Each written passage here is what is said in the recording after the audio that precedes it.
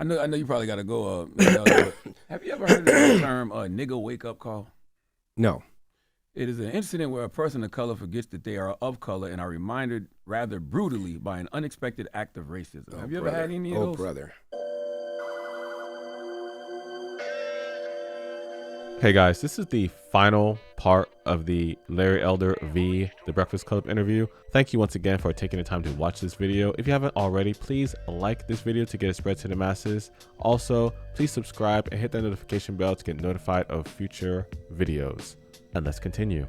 To take our history out of these history books and not trying to teach our history. What's your thoughts? I find it interesting that the Democrats are the ones complaining about Florida. This is a party of slavery, party of Jim Crow, the party of the KKK, the party of the Southern Manifesto, the party of Dred Scott, the party that I said earlier destroyed the nuclear intact family, and the party that is opposing school choice. And now they want to lecture Florida on making sure the proper history of slavery is taught. I don't know anybody who's defending slavery. Anybody.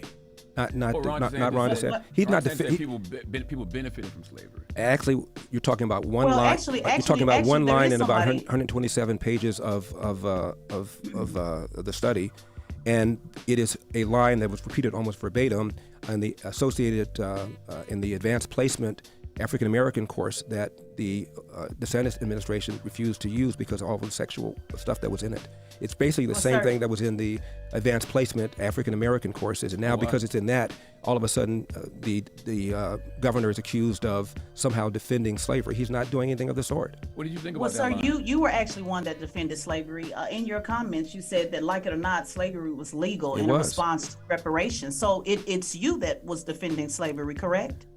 Defending it and saying that it's illegal are two very different things. Exactly.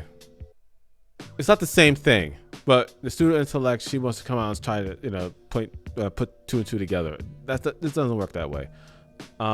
Also, when it comes to the slavery thing, now I can't exactly remember what Ron DeSantis was saying, but if you don't know by now, there are plenty of books today taught in public schools that are sexually explicit, and it should not be taught in schools.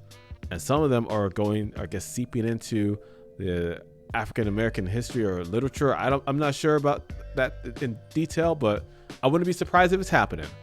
I wouldn't be surprised. Okay.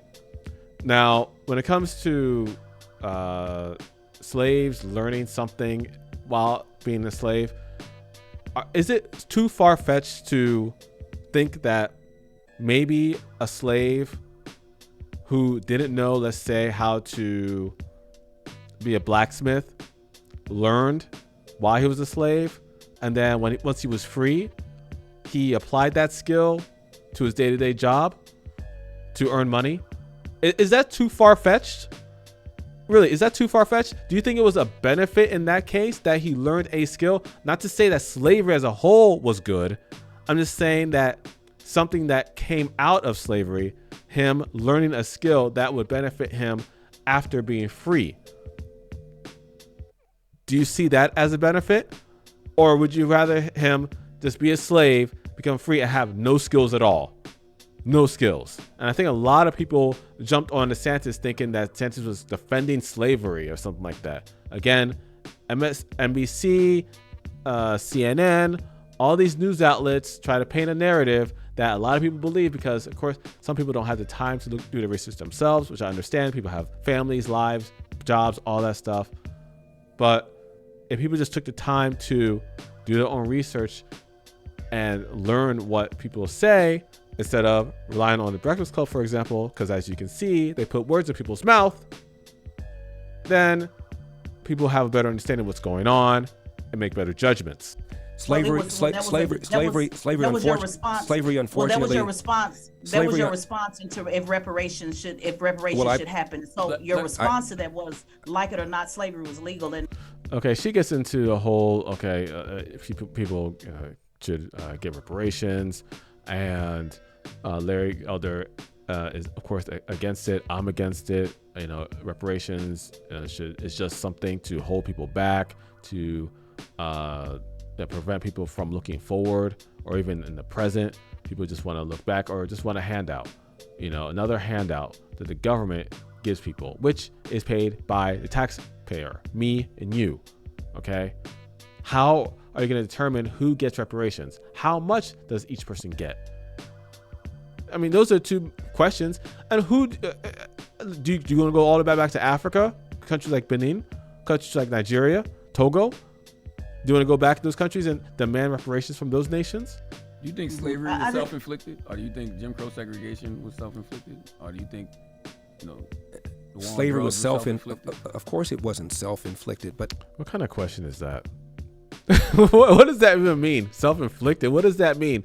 He's looking at his laptop now. Again, I can't show the video because of copyright. But I mean, it's like, I don't even think he prepared these questions. I think he had his producer or his handler just gave him these questions. Self-inflicted? Who? Again, these people have guests all the time. One that comes to mind is Michael Eric Dyson. You know him? Because you can't cancel Trump. He's there politically. He's an existential and empirical fact that you can't dismiss because I'm done with you. Read the hand. Digital culture cannot deal with analog realities, it seems to me. And an analog reality here is there are persistent social facts and features of our existence that have to be dealt with. Oh, say that again. Digital culture can't handle analog facts sometimes. I mean, this guy reminds me of someone. I used to watch a show when I was a kid, back in the late 80s, early 90s. And you may know this show. You may know the character I'm referring to. It was a show that was on Fox, sketch comedy. Maybe this is familiar to you. First of all, we must internalize the flatulation of the matter by transmitting the effervescence of the Indonesian proximity in order to further segregate the crux of my venereal infection. When the real beliefs emerge from Mr. Trump, we see that his vicious animus toward black people, gay people, Mexicans, Muslims, women, and the like is a kind of cornucopia of hate that has been brashly articulated by a man of manifest lack of serious coherence, chaotic intelligence, and the lack of an ability to really express himself. If I may retain my liquids here for one moment, I'd like to continue the redundance of my quote-unquote intestinal tract, see, because to preclude on the issue of world domination would only circumvent, circumcise the revelation that reflects the aphrodisiac symptoms which now perpetrates the Jericho's activation. So, do not misinterpret the show. Is that when you talk about me as disrespectful, here's what's interesting to me. You have come on here and, like Donald Trump, reduce everything to narcissistic self-preoccupation and articulation of your. Let me finish. What you're saying here. What are you saying right now? Let's continue. But you think America's more racist now after the election and re-election of Barack Obama than it was in 1997? Yes, because of the election of MAGA, Donald Trump, 100%. Yes. Really? Wow. I would say the media. Put fuel to the ember that was racism. Okay? The media did that. Now, when Obama was president, he could have squashed that. He could say, okay, no, let's not use me, to fuel that flame. But he went along with it. He didn't stop him. He went along with it. I mean, I'm thinking about movies, just as an example, movies, comedy, okay? I would say comedy started to die around the early 2010s. Okay, the last funny movie I saw in theaters was Tropic Thunder. Remember Robert Downey Jr.? And I cannot see him or anyone do what he did for a while. Now, if a studio say, let's just do it. Let's go all out. Let's just do it. That movie will do very well. Very well. But a lot of studios in Hollywood, they're scared of backlash and or they have a lot of quote unquote woke people, in studios, whether it's writers, artists, I don't know, voice actors, whomever. They just ruin everything. That's why people like Todd Phillips, who did Hangover, doesn't do comedy anymore. Let's keep moving. Because if you run claiming you're going to reform Social Security or Medicare, the other side is going to Here comes the insufferable one. She has something to say right now. accuse you of not caring about the sick, the poor, the elderly, and you are going to lose elections. That's why government gets bigger and bigger and bigger. So we need a law to restrain spending. Otherwise, it's going to get bigger and bigger and bigger. And for young people like you, these programs are not going to be there. Mr. Elder, I know a lot of black conservatives, and I Really? How many? One? You have a lot? Get out of here, yo. You know she's lying. completely agree about the black family. I don't think anybody here objects to that. Don't disagree about that at all. I think when you talk about ideology and then you mix in parties and then personalities, it gets kind of confusing. And, you know, you mentioned yourself not to moan and groan, you know, that as long as you work hard, all is well. And I think where the conflict is coming in is you did moan and groan about how the Republicans treated you. You did moan and groan about Governor Newsom and, you know, asking for a recall. You did not leave that up to the voters. You are moaning and groaning when it comes to Donald Trump and how he's being treated. So it just seems to be a hypocrisy. Moaning and groaning.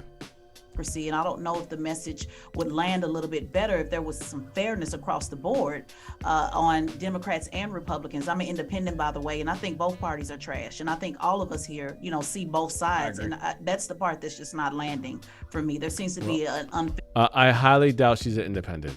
False. Untrue. Fairness on both sides with you. Well, not too surprisingly, I don't agree with your analysis. How is it that I did not leave the recall to the voters? What do you mean by that? What do you? You said I didn't leave the recall to the voters. No. I said you moaned and groaned about it. You said it should be recalled, correct? Correct? I said Gavin Newsom should have been recalled, yes. Right, that's moaning and groaning. Well, actually, Yo, how is that moaning and groaning? I mentioned this last video. She wants to negate the power of the voter. She wants to diminish the power of the voter. That's what she's doing. She's doing it again. Instead of federally, she's doing it by state, okay? People in California had the right to recall Gavin Newsom via petition that had enough signatures to force an election. That's point blank. That's it. Larry Elder ran for governor. He took that opportunity and ran for governor. He lost. I mean, that voting system is rigged beyond repair in California, okay? But they had the game set over there. Larry Elder just ran.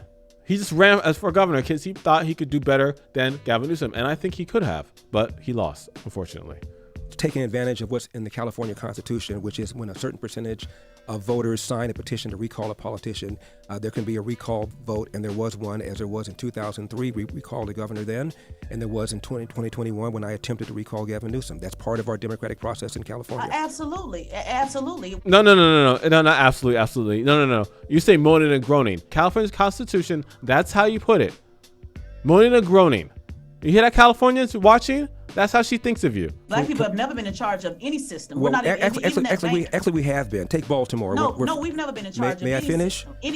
Tell me, what financial system are black people in charge of? What healthcare system are black people in charge of? What government system are black people in charge of? I'm about ready to tell you. What prison system are black people in charge? I'm about ready to tell you. I'm not talking about mayors. I already know that talking point, sir. I go on Fox News all the time as well. So let's not go there with that. I said, what system have we created? Goodness. Have we implemented that we have been in charge of? Name one. Tongue everlasting.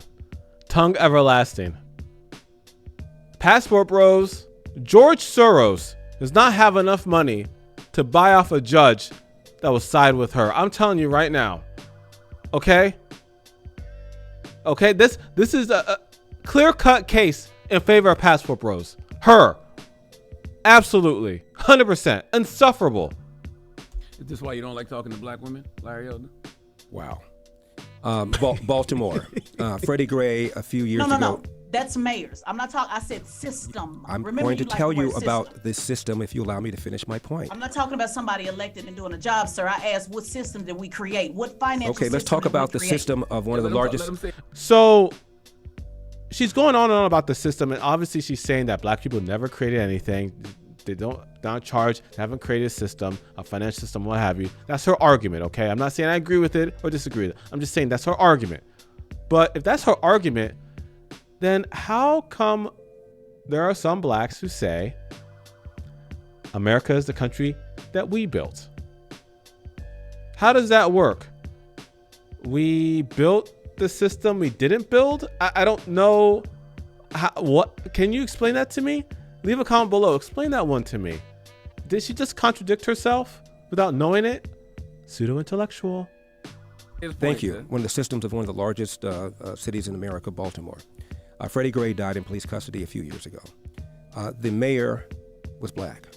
The head of the police department was black. Number two, it's not in charge of the system, but go ahead. Number two person in charge of the police department was black. All of city council, Democrats, majority black. Still not in charge of the system. Wow. That's a position. 6 officers charged, 3 of them were black. A judge before whom 2 of the officers tried their case, found him not guilty, was black. Still not in charge of the system. The city intendant of public schools was black. The county superintendent of public schools was black. The attorney general at the time, Loretta Lynch, is black, as was the president of the United States, was black. And yet, still not in charge of the system. So who's in I charge asked of you the a simple system, question, sir. Damn, I mean, this. See, still not in charge of the system. Yeah, I'm supposed to believe black people built America, though. Explain that one to me. Well, Wanda Sykes said when Barack Obama got elected, how are you going to complain about the man when you are the man?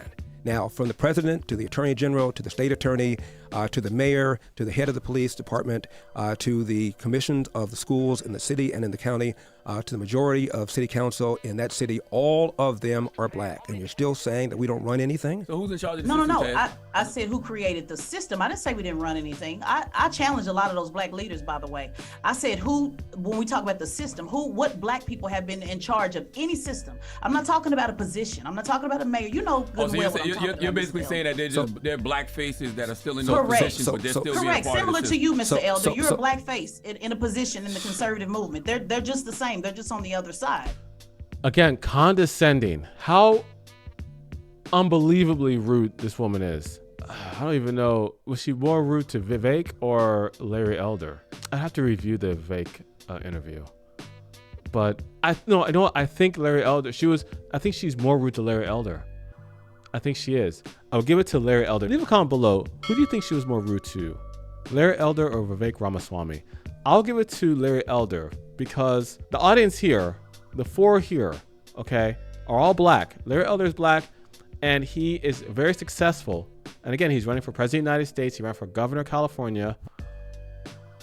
And she's saying to his face, he's just a black face in a system. Just completely dismissing all of his accomplishments, everything. That's what I'm saying. That despite everything blacks have achieved throughout history, it's not enough. That's why I'm saying reparations is never going to be enough. Any law is not going to be enough. Nothing is going to be enough for people like them. I'm not talking about all black people, okay? A lot of blacks see this for what it is, including myself, okay?